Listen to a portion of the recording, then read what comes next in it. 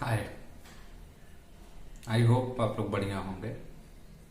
आइए एक वीडियो के माध्यम से और आप लोग से बातें करने की कोशिश करते हैं। और इस बार डरिएगा नहीं, गुस्सा नहीं करने वाला हूं, क्योंकि गुस्सा करने का वक्त जा चुका है। हाँ, इस वीडियो के माध्यम से जरूर थोड़ा सा आप लोगों के साथ बात करना चाहूँगा। कुछ पॉइंट्स हैं जिन पे मैं चाहूँगा कि आप लोग का थोड़ा सा माइंड उधर जाए, फोकस उधर हो कि जो कि आप लोग गलतियां कर रहे हैं। 2-3 दिन से आप देख रहे हैं कि मैं टेस्ट करा रहा हूं, और इस टेस्ट से हम कह कि बहुत बेहतरीन रिजल्ट निकल के सामने आया, खास तौर से उस समय पे जब आपका एंट्रेंस एग्जाम लगभग 1 महीने बचा हुआ है। लेकिन मैं अपनी बात को पूरी करूं, आगे बात बढ़ाऊं, उससे पहले एक चीज जरूर आप लोग से कहूंगा। इस पूरी चर्चा के दौरान या इस पूरे इंफॉर्मेशन के दौरान आपको कहीं से डिमोरलाइज करने का मेरा उद्देश्य नहीं है। मीन्स आप जरा से भी अपने अंदर ये कहिए कि निराशापन नहीं लाइए। केवल आप एनालिसिस को समझने की कोशिश कीजिए, हो क्या रहा है, चीजें कैसे आगे बढ़ रही हैं और आपका फेल्योर कहाँ पे है, कहाँ पे आपसे गलतियां हो रही हैं। इन चीजों को हमें समझना है, क्योंकि एंट्रेंस देने से पहले हमें अपने आप को हर पहलू पे जांचना है। अपने अंदर कमियों को, अपने अंदर अच्छाइयों को, हर चीजों को हमें एनालिसिस करके ओवरऑल हमें अपने आप को इस तरीके से डेवलप करना है ताकि हम अपना एंट्रेंस एग्जाम में बेस्ट परफॉर्मेंस कर सकें। बात शुरू करूं मैं इस तीनों टेस्ट की। तो आप सभी को ये तो पता है कि ये टेस्ट जो हो रहे हैं, ये टेस्ट आप पहले दे चुके हैं। मीन्स ये टेस्ट आपने पहले दिया, वहां पे मैं आपके साथ एक एक क्वेश्चन के आंसर को डिस्कस किया, फिर से ये टेस्ट दोबारा हो रहा है। और उसके बाद भी आप देख रहे हैं कि आपके नंबर 10 के 10 बने हुए। मीन्स जैसे पहले परफॉर्मेंस था वैसे अब भी है। एक तरीके से पेपर आउट हो चुका है, उस पेपर में भी आप अपना 100% नहीं ला पा रहे हैं। मुझे समझ में नहीं रहा है कि ये क्यों हो रहा है, लेकिन एक बात तो जरूर समझ में आ रहा है, ये क्यों हो रहा है। उन बच्चों का नंबर हम कहें कि थोड़ा संतोषजनक है जिन्होंने रेगुलर क्लासेस किया है, और जिनका नंबर कम आ रहा है, ये मैं दावे के साथ कर रहा हूं, उन्होंने रेगुलरिटी नहीं दिखाई है, क्लासेस सही से नहीं किया, कहीं न कहीं लापरवाहियां हुई हैं उनसे, और आज भी वो लापरवाहियां कर रहे हैं। और इस टेस्ट में हम कहें कि जो भी मार्किंग आपका हो रहा है, चेतन सर पूरा टाइम डिवोट कर रहे हैं, और उनके साथ साथ मैं पूरा अपना टाइम दे रहा हूं। 2 दिन से क्लासेस नहीं लिया हूं। मीन्स एक एक एंगल से मैं आप लोगों की कमियों को एनालिसिस करने की कोशिश कर रहा हूं, या आप कहां पे अपना अच्छा कर रहे हैं, कहां पे बेकार कर रहे हैं। वो एक्सेल बना रहे हैं, पूरा मुझे दे रहे हैं, मैं वहां से पूरा डाटा देख रहा हूं। हाँ, किस स्टूडेंट ने नंबर कम पाया तो क्या उसका निगेटिव मार्किंग हुआ, या उसने क्वेश्चन छोड़ा, मीन्स उसका निगेटिव नहीं है, जो नंबर पाया वो करेक्ट क्वेश्चन पे पाया, और किसने कितने क्वेश्चन छोड़े। तो ये सब चीजें मैं बारीकी से एनालिसिस करने की कोशिश कर रहा हूं, और एक बहुत अजीबोगरीब देखने को मिल रहा है कि मीन्स नंबर आप लोगों के कम आ रहे हैं। और नंबर कम आने के साथ साथ मैं एक चीज और नोटिस कर रहा हूं कि लैक ऑफ इंफॉर्मेशन। हम लोग तो अपनी तरफ से पूरी इंफॉर्मेशन दे रहे हैं कि टेस्ट कब कराएंगे, किस टॉपिक का कराएंगे, क्या कराएंगे, लेकिन पढ़ने वाले आप लोग हैं। एक एक समस्याएं आप लोग सुनाते हैं कि आज टेस्ट नहीं दे पाएंगे, आज ये समस्या, आज ये समस्या है। तब बताइए क्या किया जा सकता है। कि वो उत्तराखंड में बैठ के पूरा टेस्ट ऑर्गेनाइज करा रहे हैं, मैं महाराष्ट्र के रत्नागिरी में बैठ के आप लोगों की क्लासेस ले रहा हूं। वो भी जॉब करने वाले हैं, मैं भी जॉब करने वाला इंसान हूं, लेकिन हम लोग अपने तरफ से इंफॉर्मेशन में कहीं पे कोई कमी नहीं छोड़ते हैं कि टाइमली प्रॉपरली इंफॉर्मेशन दिया जाए। और न उनके पास किसी चीज की कमी है, न मेरे पास कमी है, लेकिन दोनों लोग इसी एफर्ट में लगे हुए हैं कि एटलीस्ट आप लोग का जो सपना है वो सपना आप लोग पूरा कर सकें। कि अगर आप लोग जुड़े हुए हैं हम लोगों के साथ तो निराश होके न जाए।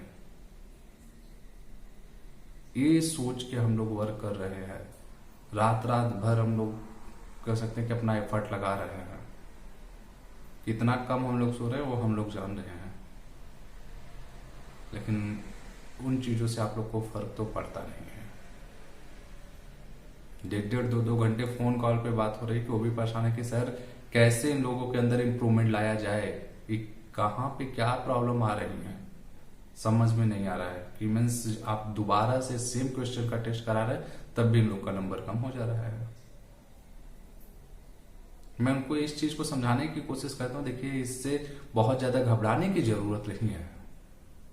मैं चेतन सर को समझाता हूँ कि घबराने की जरूरत नहीं है, बिकॉज ये हमारा रिहर्सल है।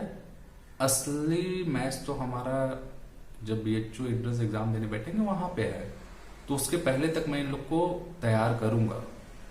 जैसे भी होगा जो भी होगा मैं पूरी कोशिश कर रहा हूँ, मीन्स बना दूंगा उस लायक कि हाँ वहां पे ये अपना बेस्ट दे सके। साथ ही साथ मैं एक चीज और आप लोग को समझाने की कोशिश करूंगा।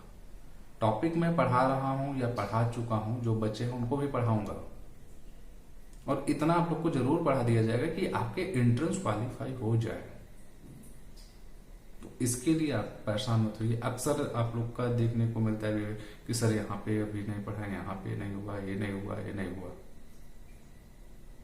जो कुछ भी नहीं हुआ मैं बार बार समझाऊं कि आप टेस्ट देंगे, पेपर डिस्कशन होगा, बाकी चीजों की कहीं से कहीं चीजें छूटी होंगी, अल्टीमेट आप वहां तक उस लायक तो बन जाएंगे कि एंट्रेंस क्वालिफाई कर सके। लेकिन ईमानदारी आपको दिखानी पड़ेगी। और बीच में एक दिन आप लोग को मैं ये भी बताया था कि कुछ लोग ऐसे हैं कि और ऑनलाइन प्लेटफॉर्म पे जुड़े हुए हैं। आप जुड़े रहिए, कोई समस्या नहीं है मुझे, क्योंकि मुझे बताता हूं ना, न तो नाम कमाने का टेंशन है, न पैसा कमाने का टेंशन है। इन दोनों चीजों से मैं ऊपर रहता हूं। मुझे बस एक चीज का टेंशन रहता है कि आप लोग अपना अच्छा करें, कम से कम एक अच्छे इंसान बन के जाइए। जब मेरे पास से जाइए, मुड़कर आप वापस नहीं आएंगे तो कोई फर्क नहीं पड़ता है। तो उस चीज को लेकर मैं चिंतित रहता हूं हमेशा कि एटलीस्ट कल को आपको पछताना ना पड़े। कि जब आप 2 साल बाद 3 साल बाद अपने आप को कहीं पे स्टैंड करें तो फिर आप पीछे मुड़कर देखें तो आपको लगे नहीं मैंने गलतियां की। तो उन गलतियों को न होने दिया जाए, इसीलिए मैं इतना परेशान रहता हूं, इसीलिए इतना गुस्सा भी करता हूं, चाहे जो भी चीजें हैं। और मैं कुछ लोगों को तो प्रूफ भी दे चुका हूं कि बाकी लोग क्या कर रहे हैं वो याद रखिएगा, सिर्फ और सिर्फ अपना बेनिफिट कर रहे हैं। आपका बेनिफिट नहीं होने वाला है, ये याद रखिएगा। आप जहां भी रहिए अपने बेनिफिट को ध्यान दीजिएगा, ठीक। और मैं एक चीज ये भी आपको कहता हूं, किसी का अचीवमेंट, चाहे मेरा अचीवमेंट कुछ हो या किसी और का हो या आपका हो, वो सिर्फ आप तक रहेगा। उसका कोई मतलब नहीं होता है दूसरे से, ठीक। अब आप सोचेंगे क्या करें। जैसे मैं कहूं कि मैं BHO में 24th रैंक लाया ऑल ओवर इंडिया में, लेकिन कभी मैंने आप लोगों के साथ इस चीज की चर्चा की या कभी मैंने इस चीज को बहुत हाव दिया? नहीं। वो टाइम था, हुआ, उससे आगे बढ़ो। हमेशा आप अपने लिए एक नया टारगेट सेट करो और उस नए टारगेट के पीछे अपना जी जान लगा दो। ये होना चाहिए जज्बा। ये नहीं कि एक चीज आप कोई चीज अचीव किए बस उसी को लेकर दिन रात चिल्लाते रहिए ना। जिंदगी में आगे बढ़ना है तो एक टारगेट अचीव किया तो बस उसके बाद नेक्स्ट सेलिब्रेशन कीजिए, उसी पॉइंट तक कीजिए जिस टाइम आपने उसे अचीव किया। और उसके साथ साथ एक चीज और आपको याद रखने की जरूरत रहेगी, जो टारगेट आपने अचीव किया कि जब कभी आपके अंदर कभी भी निराशा आए तो आप अपने उस दिन को याद करिएगा कि जब आपने अपनी जिंदगी का सबसे बेहतरीन टारगेट अचीव किया। वो आपको रिमाइंड करा था कि नहीं, आपके अंदर वो एफर्ट लगाएंगे, मीन्स आपके अंदर वो जज्बा है, वो काबिलियत है कि आप मुश्किल से मुश्किल चीज को हासिल कर सकते हैं। मैं तो इसी से अपने आप को मोटिवेट करता हूं, क्योंकि अगर मैं बीएचयू का एंट्रेंस क्वालिफाई किया, फिर उसके बाद बहुत सारे सर्टिफिकेट्स अचीव किए, तो जब भी आज के समय में अगर मुझे कभी थोड़ी सी परेशानी होती है, मैं अपने उन दिनों को याद करता हूँ, अरे मैं निराश हो सकता हूँ।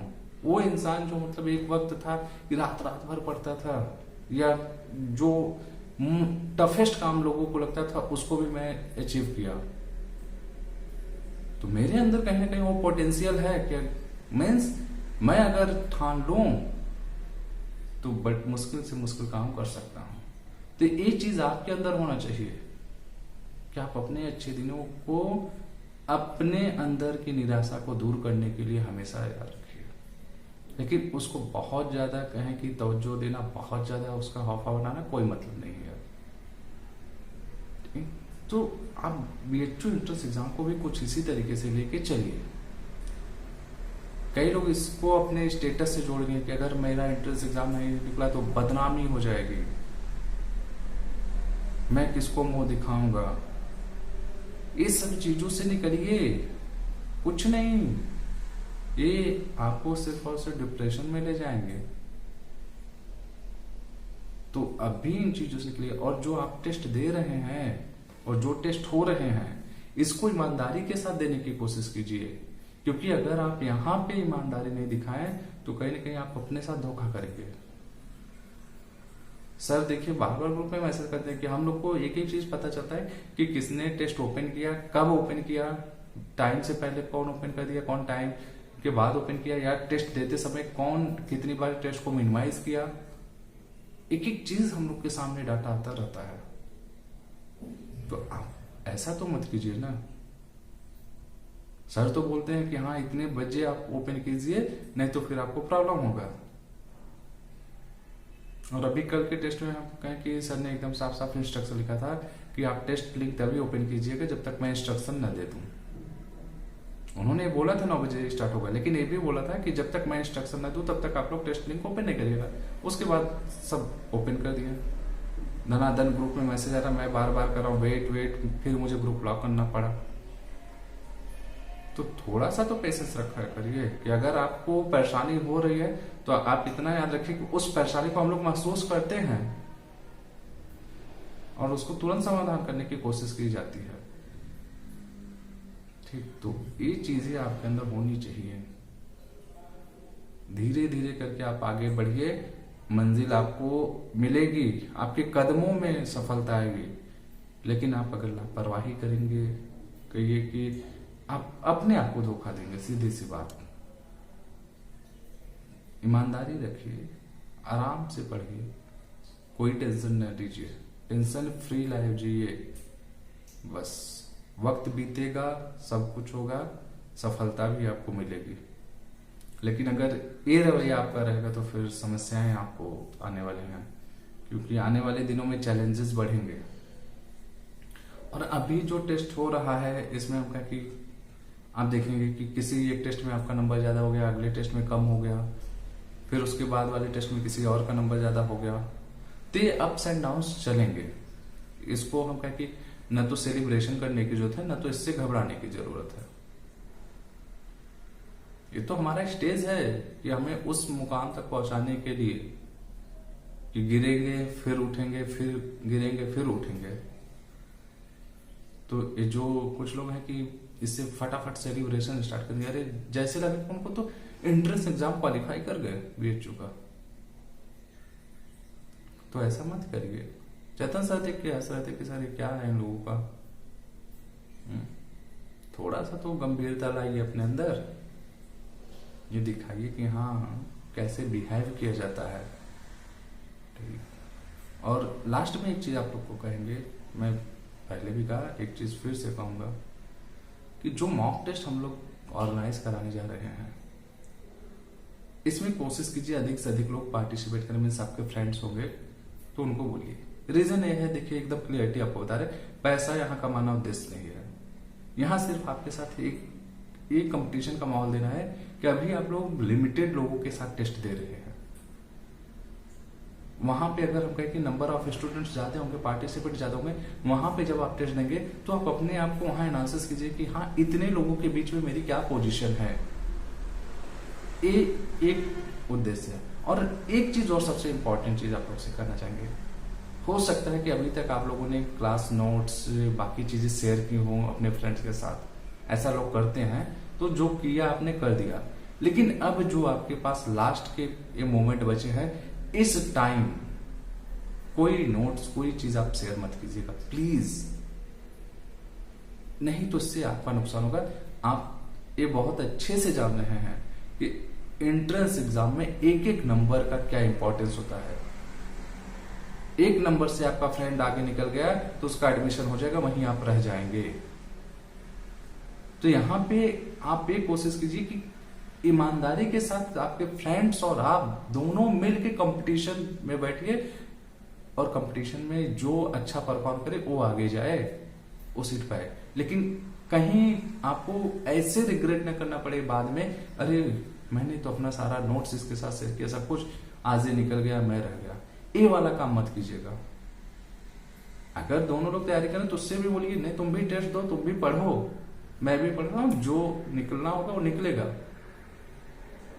तो ओवरऑल मतलब कि आपके अंदर रिग्रेट वाली भावना ना आए कि बाद में नहीं अरे मैंने तो सब कुछ दिया, इसका हो गया मेरा रह गया। तो ऐसे वनडे एग्जाम में इस चीज से आपको बचना चाहिए। कोई नोट्स वगैरह शेयरिंग वाला काम नहीं करिएगा। अभी तक किए, जो करना था कर दिए। और लास्ट के मोमेंट जो बचे हैं, मैं आपको एक और चीज कहना चाहूंगा कि अगर आप मेरे साथ पढ़ रहे हैं, ठीक है, या आप किसी और के साथ कहीं चैनल पे जुड़े हैं, किसी भी तरीके से ऑफलाइन ऑनलाइन पढ़ रहे हैं, तो आप दोनों में से एक जगह चूज कर लीजिए। वजह यह है कि मैं ये चाहता हूं कि अब आप भटकिए मत। लास्ट के मोमेंट में आप अपने आप को स्टेबल करिए। अगर आपको मेरे बताई हुई चीजें समझ में नहीं आ रही, कहीं और पे समझ में नहीं, तो आप वहीं पे रह के पढ़िए, उससे फायदा आपका होगा। मेरा कोई नुकसान नहीं होने वाला है, लेकिन आपका फायदा हो जाएगा। अगर आपको मेरी बातें समझ में आ रही हैं तो आप यहीं पे रुकिए और कहीं फिर मत जाइए। मीन्स दोनों सिचुएशन में आपके फायदे की बात कर रहा हूं। अगर आप इधर उधर भटकेंगे तो फिर याद रखिए नुकसान हो जाएगा आपका, और ऐसा नुकसान होगा कि जिसकी भरपाई आप लाइफ टाइम रिग्रेट करके करेंगे। ये मैं अपने एक्सपीरियंस के साथ कह रहा हूं, तो ऐसी चीजें मत करिएगा। तो आपके पास अभी भी समय बचा हुआ कि आप दोनों में से कोई भी ऑप्शन चूज करिए कि आप यहां रहिए वहां रहिए, मुझे फर्क नहीं पड़ रहा है, मैं बार बार बोल रहा हूं, ठीक, जिससे आपका बेनिफिट हो। मैं हमेशा कहूंगा कि आप वही काम करिए, बिकॉज अल्टीमेटली आपका एंट्रेंस एग्जाम क्वालिफाई होना ही मेरा ऑब्जेक्टिव है, ठीक।